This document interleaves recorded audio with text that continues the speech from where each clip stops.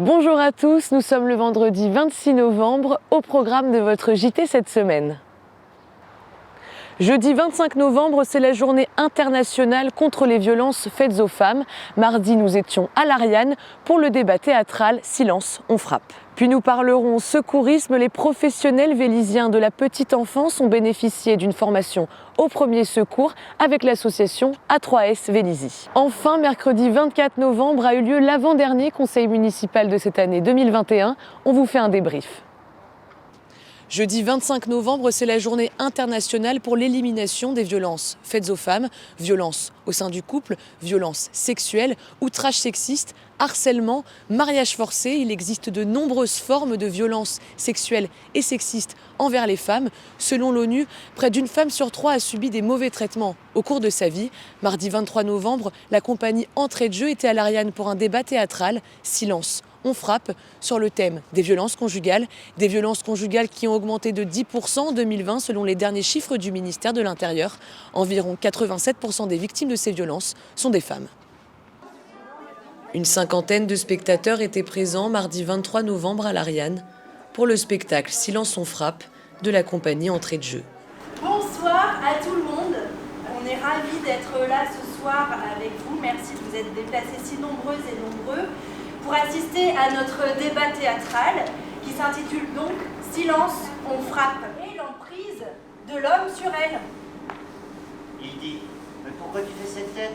Tu sais très bien que je... » Un débat théâtral où pendant près de 2 heures, les comédiens et le public ont dialogué autour de la question des violences conjugales à travers cette situation de vie qui met en lumière l'oppression et les violences que peuvent subir les femmes dans leur vie de couple. Il me poursuit.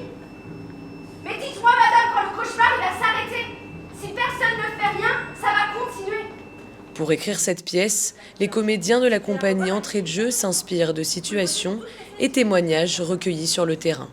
Nous, on travaille sur enquête, c'est un travail de terrain où on va rencontrer des gens, on prend des paroles d'associations, d'assistantes sociales, de personnes qui travaillent en contact avec les victimes et des fois de groupes de victimes aussi qui nous ont partagé pas mal d'expériences, de choses et tout. Et on écrit des petits scénarios comme ça qu'on met en jeu et puis sur lesquels on peut intervenir après. Un spectacle monté il y a 6 ans et qui n'a cessé d'évoluer avec la libération de la parole des femmes. C'est un spectacle qui a pris du poids en 6 ans, qui s'est complètement étoffé et qui vient vraiment là apporter, qui est beaucoup plus commandé d'ailleurs. Parce qu'il y a 6 ans, on jouait une fois par an lors de la journée, voilà. Et puis là, maintenant, c'est un spectacle qu'on joue cette année 8 ou 10 fois. Voilà, donc on est très content d'être là dans cette semaine-là, mais nous, on voudrait qu'on joue tous les jours. Un événement de sensibilisation commandé par la commune qui réaffirme son engagement auprès des femmes victimes de violences. À Vélizy, plusieurs dispositifs sont mis en place pour être accompagnés, notamment auprès du CCAS, du PJAP et des professionnels de la protection maternelle et infantile.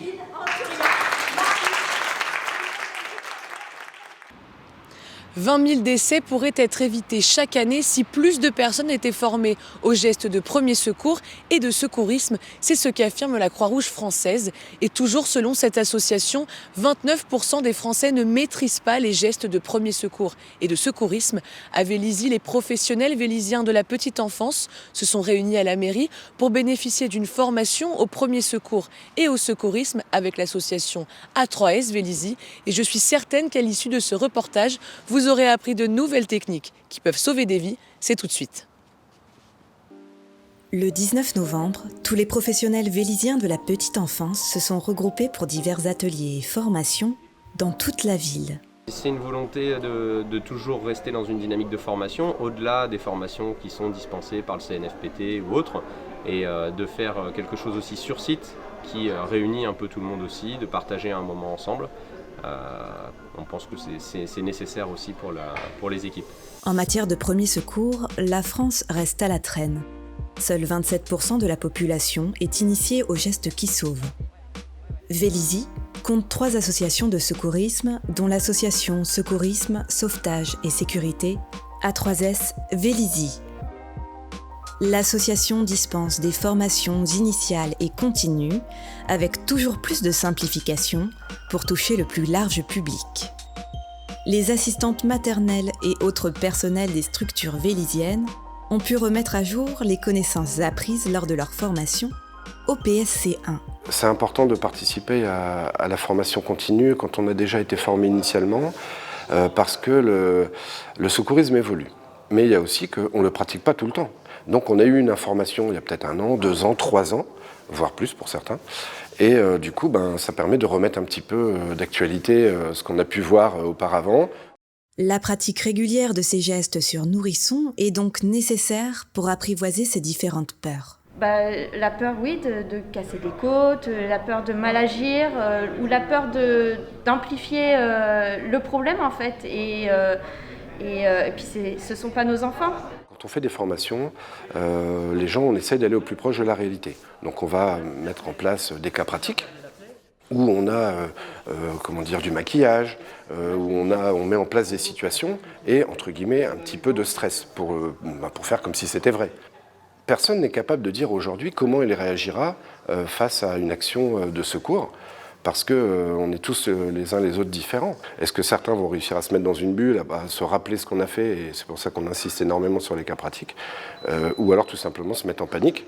À partir du moment où on prévient les secours, c'est déjà un geste de premier secours. Je demande des secours.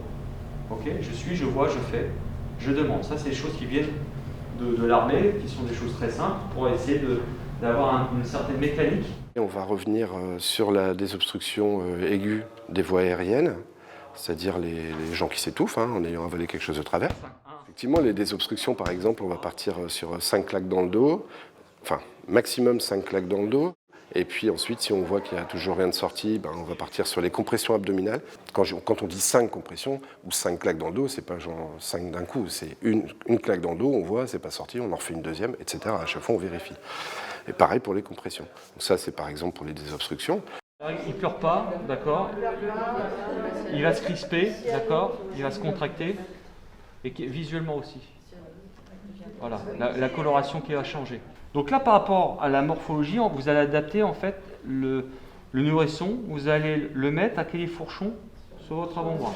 Avec le talon de la main, je vais venir procéder à 5 claques vigoureuses entre les deux omoplates. Donc jusqu'à 5, d'accord. 1. Ok, au bout de 3, au bout de 4, etc. Ça fonctionne, ok. Donc les 5 claques sont inefficaces. Donc là, on va passer en compression thoracique, d'accord. Votre main derrière la nuque comme ceci, du nourrisson. Donc il est pratiquement pris en sandwich, comme ceci. Vous détendez l'autre jambe, d'accord, et vous apposez votre avant-bras, comme ceci. Donc ce repère, il va être là où se réunissent les dernières côtes. Les deux doigts, je vais les positionner où ? Au-dessus. Juste au-dessus, comme ceci.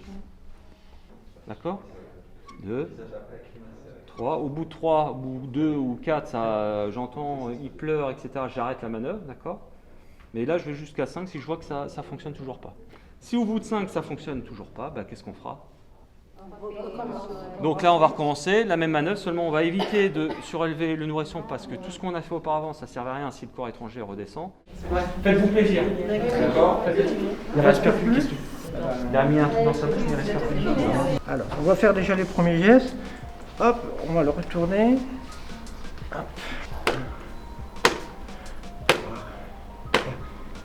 Ça fonctionne toujours pas ?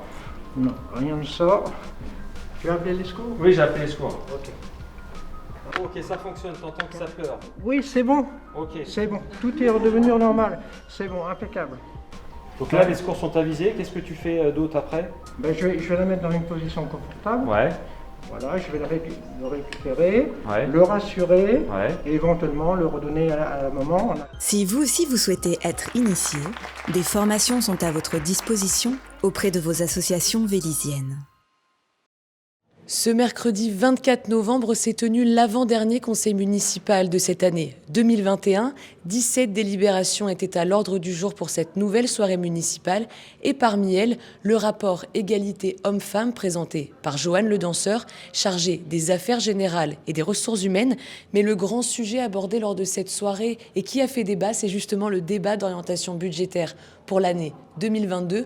On écoute tout de suite deux représentants de l'opposition, Hugo Orsolin et Amrose Adjuvar.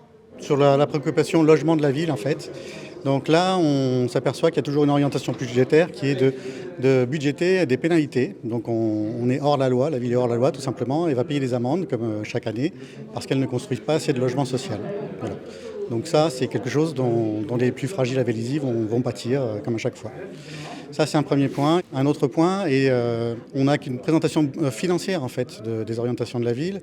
On aimerait bien, nous, qu'il y ait une orientation climatique en fait. C'est quand même une préoccupation majeure de notre génération.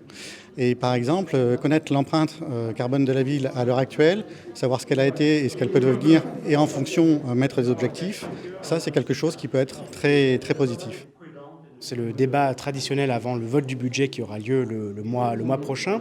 Donc la ville de Vélizy a la chance d'être une ville riche avec plus de 80 millions d'euros de budget, et tant mieux pour nous, avec une utilisation des finances qui est faite de manière propre et assez rigoureuse, et il faut le saluer. J'avais apporté 2 points et 2 questions, soulevé 2 questions, notamment l'un sur la question de l'inflation, puisque on a connu une inflation assez forte en 2021 et une inflation de même ampleur est attendue pour 2022.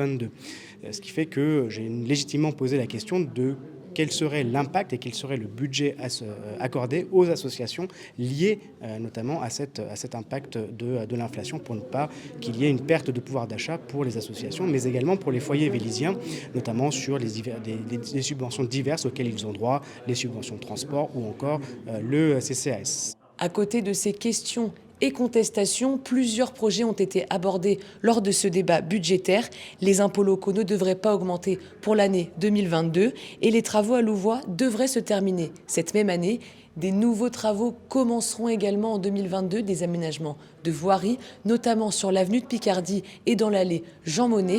On écoute tout de suite Pascal Thévenot, maire de Vélizy-Villacoublay, qui nous parle de ce débat budgétaire d'orientation et surtout de ces grands travaux à venir.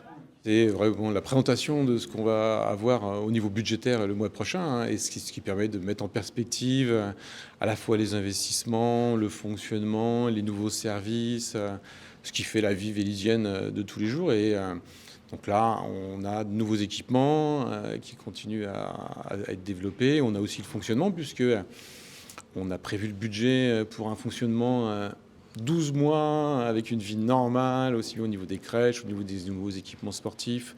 On a continué à renforcer le soutien aux associations. Et puis des projets, Louvois se termine, on commence à investir maintenant sur le Mail.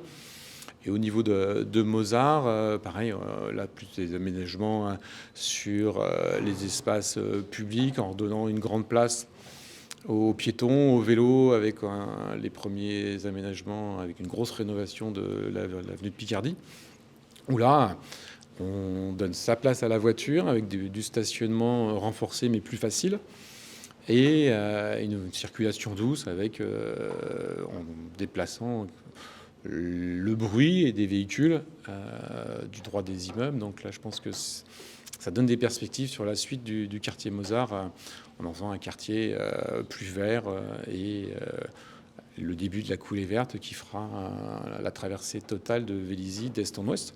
Donc voilà, c'est l'esprit que l'on mène depuis le début, toujours en continuant à désendetter la ville. On avait désendetté la ville de 6 millions le mandat précédent.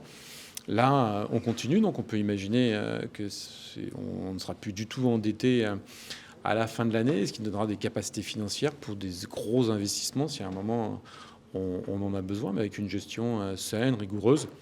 Prochain rendez-vous, prochaine soirée municipale le 15 décembre 2021 pour le dernier conseil municipal de cette année, avec au rendez-vous le vote de ce budget pour l'année 2022. Votre JT est maintenant terminé. N'hésitez pas à vous abonner à notre newsletter pour ne rien manquer de l'actualité vélysienne. À la semaine prochaine.